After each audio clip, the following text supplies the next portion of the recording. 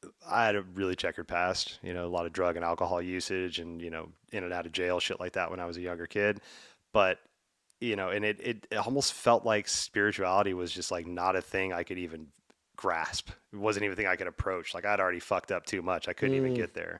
Seeing all these people in robes and all this stuff. I knew religion wasn't for me, but eventually I found my way into spirituality. But having you as that catalyst now for a lot of that demographic that doesn't know that that's an option, to find somebody to release the fucks. It's like, dude, I've got so many yeah. fucks to release. Like fucking hell, man. Finally there's a guy with fucking tattoos and a badass fucking hat that's going to help me release all these fucks in my life, and that's it. You're approachable. You're a real human being. And not to say anybody else is not, but you're embracing the humanness that you are with the gifts that you got, the flaws that you got, the just a badass personality that you are.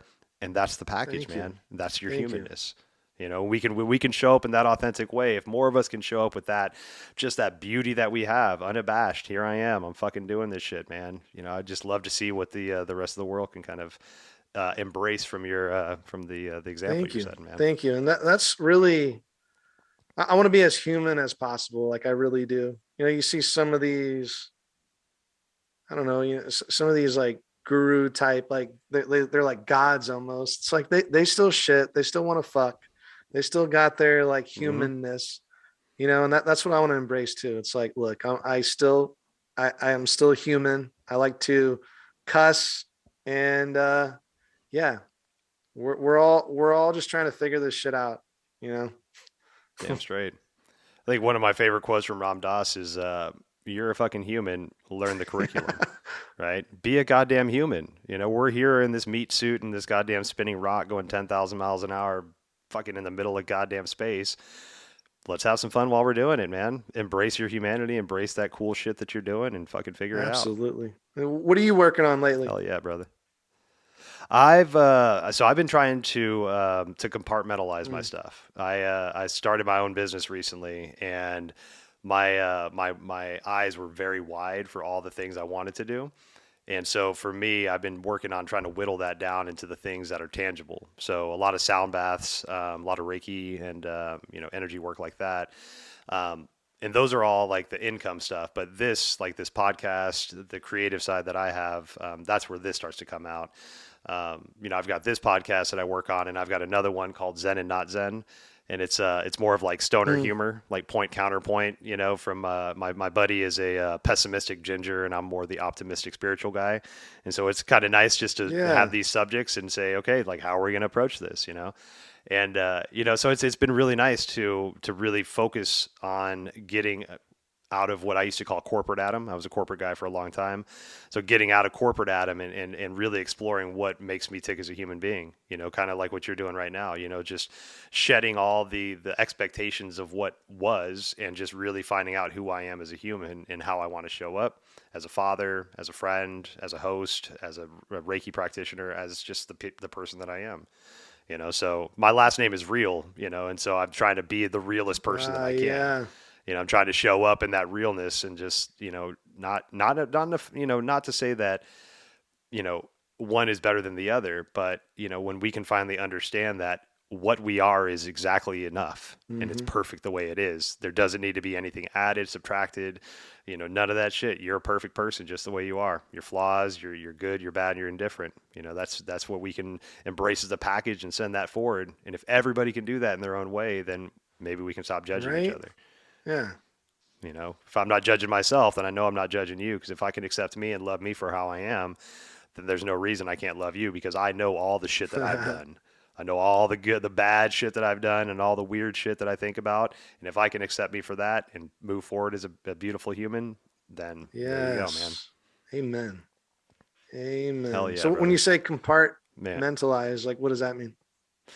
So I think I had too many irons in the fire. Like I was trying to do too much. Like you were saying, the creativity side. My creativity side during COVID just went bonkers. I went from working 80 hours a week to having my own time and having days off and all this stuff. So was able to like work through a lot of lists that I had of shit that I never had time for. With that, it was YouTube channels and podcasts and all this stuff.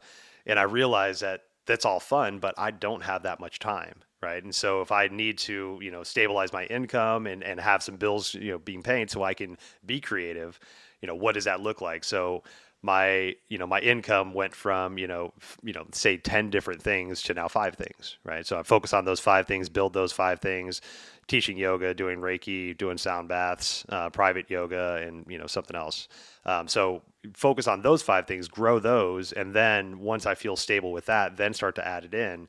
But what I was finding is was stretched too thin, and that whole idea of working for yourself, being your own boss, I was holding myself too accountable for shit. And I was an asshole of a boss, so I had to kind of back down a little bit, understand that not everything needs to get done today. I have years and years ahead of me to manifest this stuff.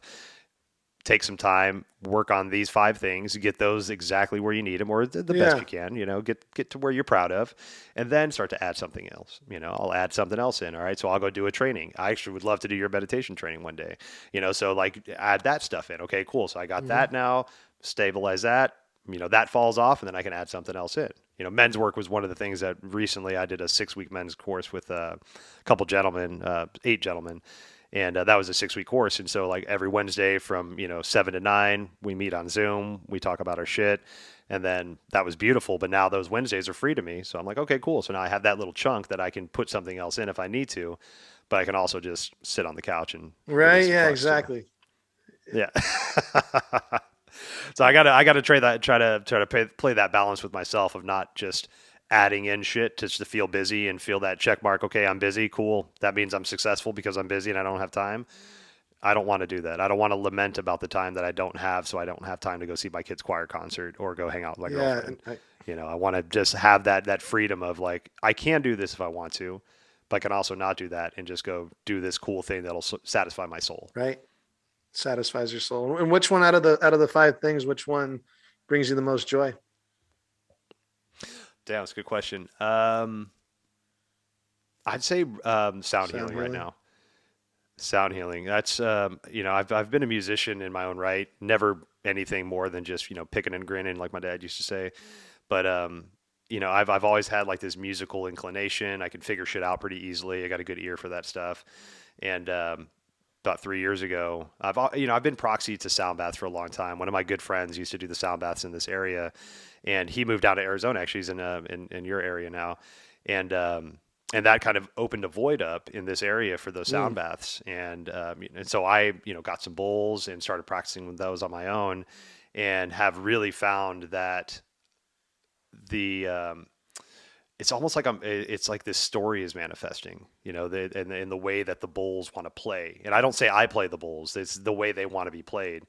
It's a lot of the cool thing with sound healing is you got to kind of throw away your musical theory. Like if you understand music, then you're kind of screwed because sound healing isn't always the things that sound pretty. You kind of got to shake some shit up sometimes. And so like having to throw a lot of that out the window was beautiful and really hard for me. And then just to let the bowls play themselves and let all the instruments start to accompany it, that as they go. And seeing that story write itself, I'm just back there and all of a sudden I've got like, a friend of mine calls me my Krishna hands, because all of a sudden it's like I've got 8 arms coming out from behind me and it's like all these things are going, there's chimes and there's all this shit, and then so that story kind of manifests itself. And then afterwards, I'm kind of in a daze. I don't really know what's going on while it's happening. I'm like, Neil Peart back there just sweating my ass off for Rush.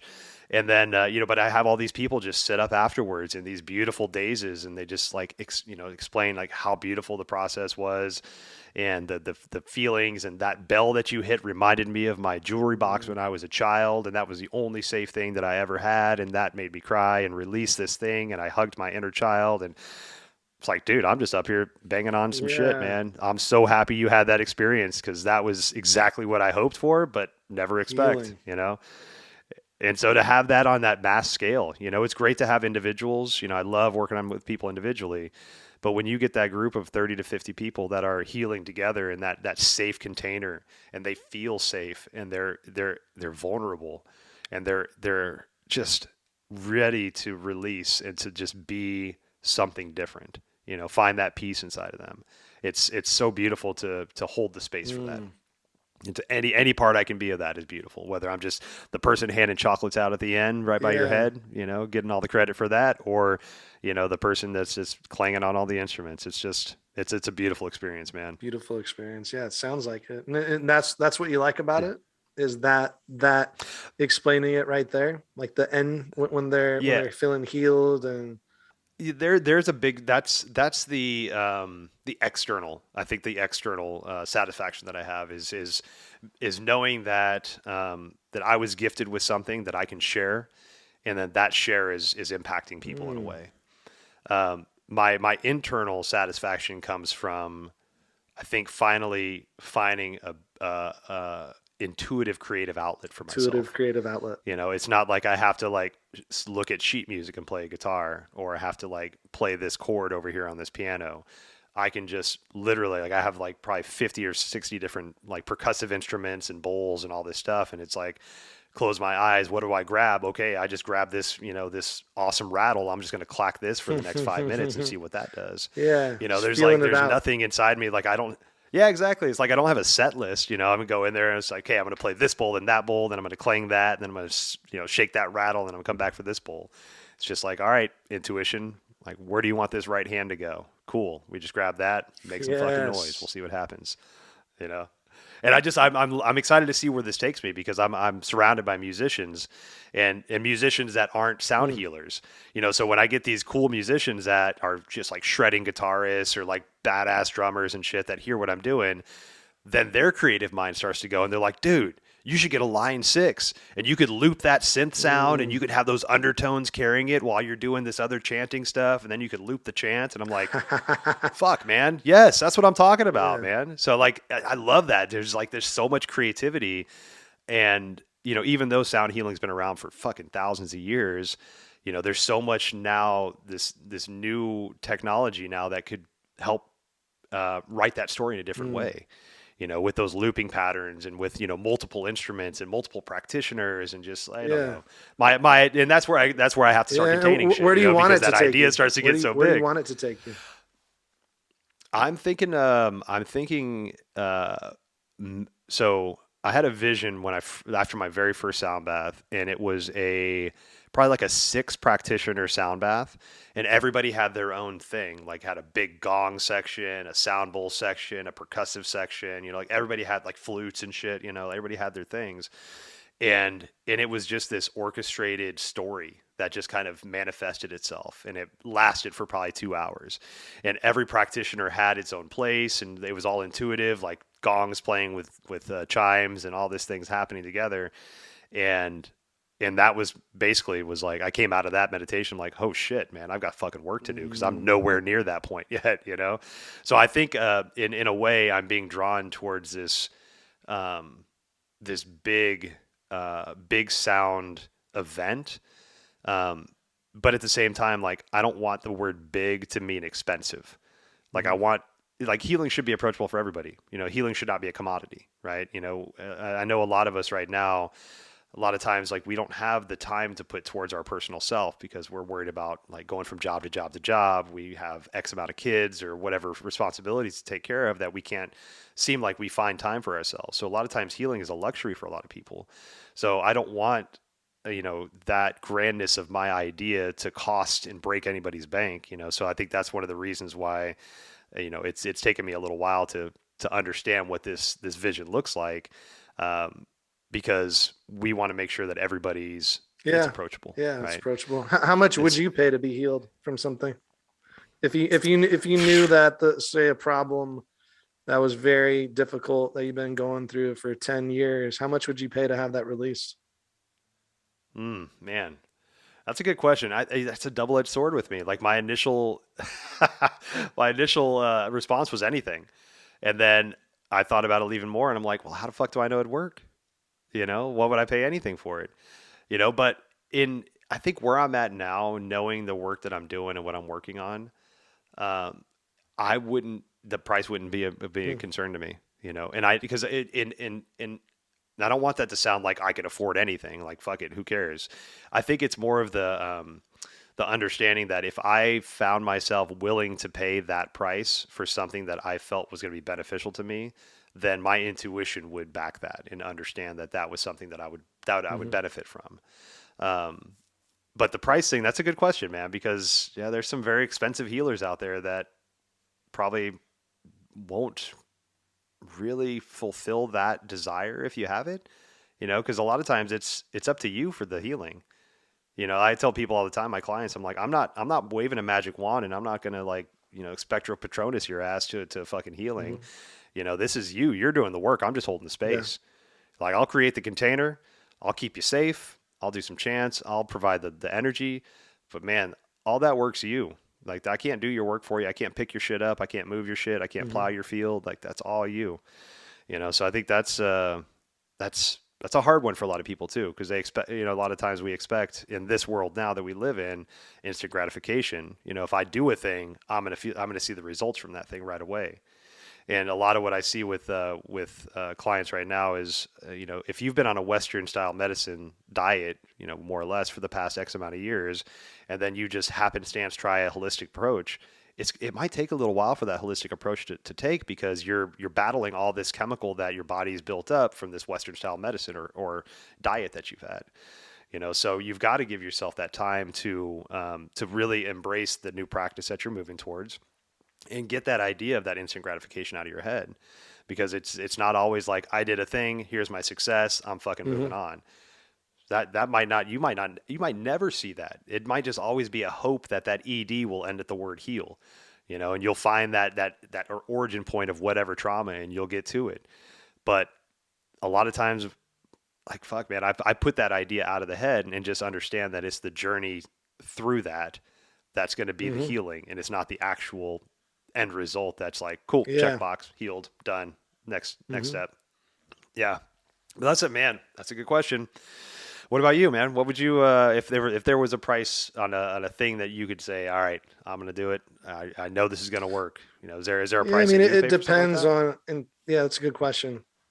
It depends on the problem that the person has, right? Like, for example, if someone smokes cigarettes, right? How long has their problem Mm-hmm. been going on? Have they been smoking for 10 years, and maybe sound healing would help, or hypnosis or something like that. Well, it's like, you've been smoking for 10 years.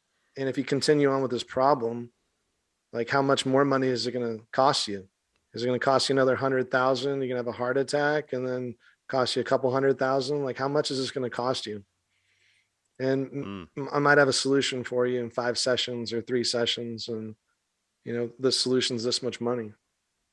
So it yeah. just really depends on the person's problem. And in terms of like yoga or meditation or just anything, we're all just problem solvers for people. We're just solving their Mm, problem, whether it's, you want to be a meditation teacher to help other people, or meditation, or yoga. Like, why are you doing it? What problem can I solve? So that's just really depends on what your price is, you know, mm, like for like sound healing. Say if you go to, a party, if you're doing a party, and like if you're just competing with price, and you're $100 sound healer, and then there's a thousand mm-hmm. dollar sound healer, who just a perception, like, who do you feel like is going to be the better sound healer and bring their shit? The person that's charging Right. a Yeah. thousand dollars, and I'm not just saying this like Right. capitalism or anything like that. That's just like the psychology, right? It's Mm-hmm. like, yeah, I'd be like, oh shit, I want the $1,000 sound healer. Like, they must be doing some shit. They're gonna be doing some Right. extra stuff. And in terms of like value, it's like, I'm gonna feel better. I mean, they did it on studies of like wine. They charged like this wine, that they were the same wines, and one wine was like way more Uh huh. expensive than this other one, and people thought the more expensive wine tasted better, and they're the same fucking thing. So it's just psychology. But I don't know the It answer. I really don't know is, the man. answer to it. It's just really, what how can you help somebody? And sometimes it is by price. Like, you can help somebody by price alone, because Mm-hmm. maybe they, my teacher said, when you do trainings, it should feel a little uncomfortable paying the price. Because if it feels uncomfortable, then most likely you're going to actually do the fucking work and get through it and do the Right. change. I mean, I've spent a couple $100 on like trainings, and I never completed them. Like, it just wasn't. I don't know. That's just me. But like when I went to his trainings, like they were like 1,500. I fucking listened. I was in my chair and I did the work and I made sure I got all my money out of it. So, There you go. so You felt yeah, that yeah, commitment to exactly. it. So it's like, I've been there in terms of, like we're healers or whatever, like we're yoga teachers. I've done a lot of free shit myself. And it's like, no, man, I'm breaking my fucking body down. And like, I've spent money on my trainings. You spent money on your equipment. I've spent all this fucking money. Like, this is what I'm worth.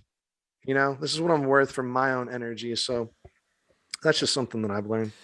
But yeah, No, and I feel that, man. That's a hard one for a lot of us too, is that knowing your worth and being able to stand up for it and say, this is my price, this is what I know I'm worth, and this is what I'm asking for.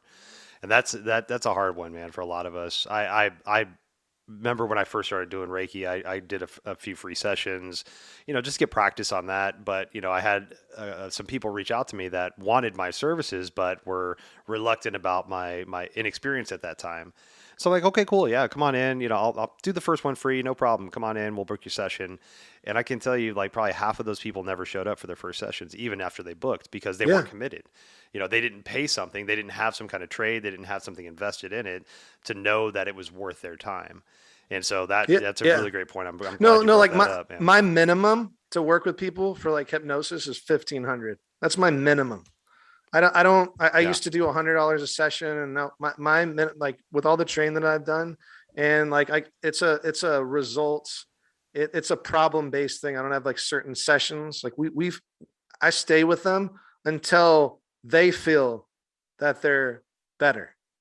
It could be 100 sessions, 10 sessions, 1 30-minute session. But it's like it's just a change based approach.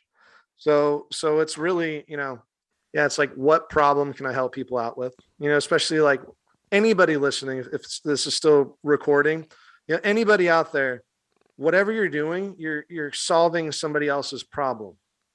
Whether it's yoga, stretching, sound healing, therapy, you you have a solution to their problem. They're coming to you for a solution to their problem. So how can you help them? How can you really help them Mm-hmm. solve their problem? And that's all they want. They don't know. They don't give a fuck like how you get there. That's something that I had to learn with just like my training that I've done. It's like people don't give Yeah. a fuck like that I'm a hypnotist or NLP. I have to convince them what that shit is. Like, let's just have a, you know, and it took me years to figure what that is.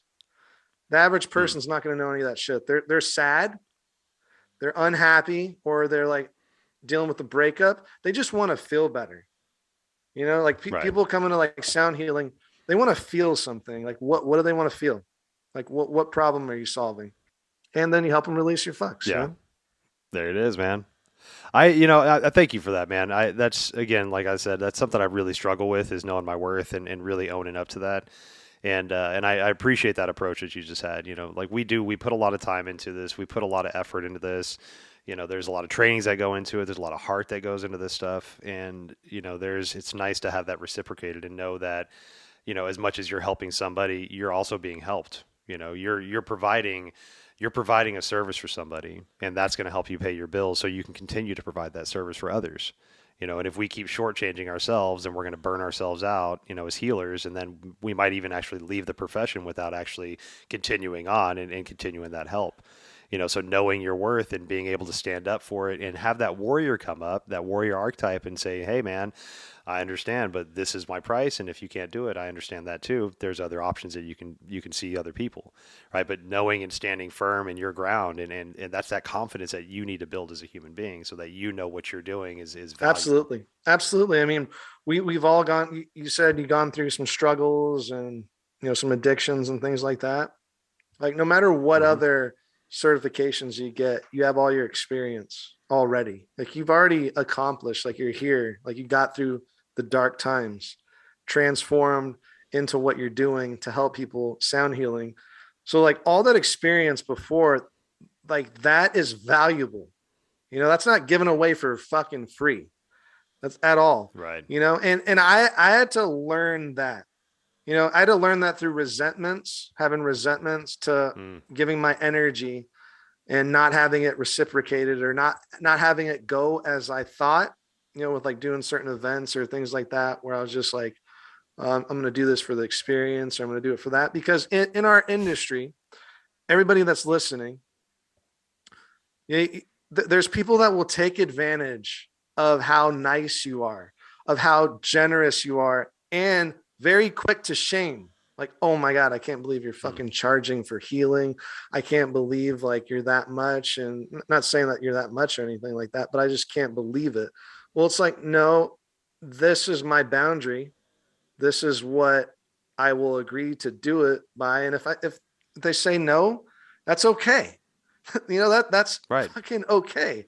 No matter what shit they say to you, it's like, I'm doing this like for a reason. This is what I'm really worth. And I see that a lot. I see that a lot with like a lot of yoga teachers and healers, is they get stuck in this thing where I don't want to charge. I feel bad about charging. I feel bad because it's a spiritual practice, or it's this, and I'm just healing. It's like, I go to a doctor. I go to a doctor and I fucking want to pay him good money so my body's okay. Like he's healing me. It's like we're okay to like go pay like a doctor or somebody like to, but it's like, oh, when we're doing this work, it's like, I don't know. I don't know if I want to get paid. So I could go on for days on that. No, I feel you, man. I feel you. And I think the more awareness we can bring to that subject, I think the stronger the healing community can be. Because I do know a lot of people that don't want to get into this profession because they don't see it being a financial stability for them.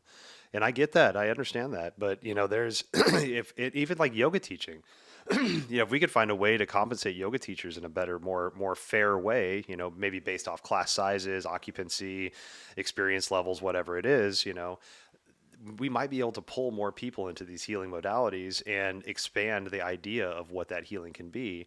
And not to say that we need to make it a profession and standardize like rates and all that shit, but if we found the ability to own our gifts and know the worth that we put into it and feel the confidence of that and have that reciprocated, this field might be growing, might grow, and there could be some beautiful leaps and bounds that happen to it with the mindset. Absolutely. And it's really like, no matter what price you charge, like be okay with charging, be okay with getting something from your service, whether it's, you're bartering, or whether it's, you want to do this event for free, but you're going to get pictures out of it and be able to post on social media.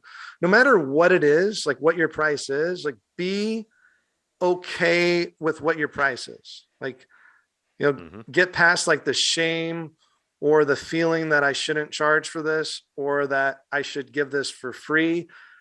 I do see a lot of like teachers like having resentments or getting burned out, because they want to get like name recognition. So they do like a free event, and it's like they're getting just taken advantage of. Like this event company is like making the money, and they're just like getting new yoga teachers or whatnot to like do a free class. And it's like, we all as like collective, like need to speak up for like what we're worth, no matter what that is. If it's just getting pictures or getting like a free meal afterwards, like, I would say like, don't do it for free unless the free thing is for like charity, to like really donate your time and you're 100% okay with it. Like, hey, I'm going to this hospital to give my service, and this is what I'm getting from it is giving, like, does that make sense? I do. Yep, most definitely. There's one of the corporate yoga companies that are out now. I won't say the name, but part of their teacher training is, and it's pretty standard teacher training price. I think it's like $3,500 for a 200-hour teacher training. But with that, the culmination of your teacher training, you're required to teach 20 to 30 free classes for that studio to, again, gain your experience. So not only are you paying $3,500 for your 200-hour teacher training, but then you're going to give them 20 to 30 free classes, which, average teachers make what, 30 to 50, $75 somewhere in there. So now that's free payroll for that studio to get those classes to be taught. You're not getting any, you're getting the experience, but you're not getting paid for that shit. There's so much indifference with that, man. It's like, here's all my money, and then here's all my free time. Yeah. That's like 30 hours. And really, like, when and everybody listening to this, like, what is your hour? What is your hour of time worth? Like that's like the one thing. And I have to remind myself is like time is like the number one resource. Like you can't get it back. You can get more money back. You lose money, you can get it back. Like pretty much anything else you can get back. But like your time, you're not going to get your fucking time back. So it's like, how am I going to use my time? Like, am I just going to, your time is precious and valuable. Don't burn yourself out, everybody out there. Like charge for it. Your time is valuable. Your life experience, what you've done to get here is valuable. Speak up. Damn straight. I really like, I'm very passionate about that just because it's a frustrating thing to me because I've been through it myself. And I see a lot of like new teachers feeling that way too. It's like, oh, they want to get experience. They want to do all this. And they can get taken advantage of by like, you have to do 30 classes. I just paid you $3,500. Now I'm going to give you 30 hours of my time unpaid. Shit. Yeah. And that's just, things like that just drive people away. It's like, well, shit, how am I going to make my money back and make this a viable career for myself? Oh man. Well, dude, if you need another platform to talk about your frustrations, brother. No, that's good. That's good. I'm glad you brought it up. I just love, I love helping people out there, and I really hope this conversation helps people out there being able to just like get past the resentment and just speaking up for what you're worth, no matter what it is, no matter what that number is. Damn straight. You're a human being that has a lot of worth. You're a talented person. Get out there and find your worth and own it. Most definitely. And be okay to say no. If like, hey, you need to do 30 classes, fuck no. Pay me. Yeah. Pay me. Yeah, exactly. Because that's the collective thing. It's like people are agreeing to this shit. Oh, okay. I'll do 3,500. Okay. Yeah, that's fine. Like I'm pretty sure like 9 out of 10 of those people fucking hate it. They want to get paid. Like, you got to pay your rent. You got to pay all this shit. Like 9 out of 10 of those people probably are like, I wish we were getting paid on my 10th class. And I got 30 more to go. So yeah, say fucking no. We want to get paid. Damn straight, man. Fucking own your worth. Yes. God damn it. Yes. Brother. Well, thank you so much for this talk, man. I'm deeply grateful for you, man. So for all our listeners out there, whether you want conventional, relax with Yogi Bryan, or it's just fucking meditation with Yogi Bryan, either way, you're going to release some fucks. You're going to have a good time. Brian, dude, I'm so honored to talk to you. And if I'd love to have you back on down the road if there's something else that pops up you want to talk about. But man, and I make my way down to Arizona every once in a while, so I'll try to look you up next time I'm down in that area. Yeah, we'll go for lunch or something. Fuck yeah, man. Yeah, thank you for having me on. I appreciate it. Appreciate you, brother. Best of luck to you in all yours, man. Yeah, thank you. Thank you so much for spending time with Yogi Bryan and I. Please like or subscribe to the podcast if you like what we're doing. Share it if you know somebody that it'll touch. Thank you so much for all your love and support. We'll see you next time. Obeisance and love.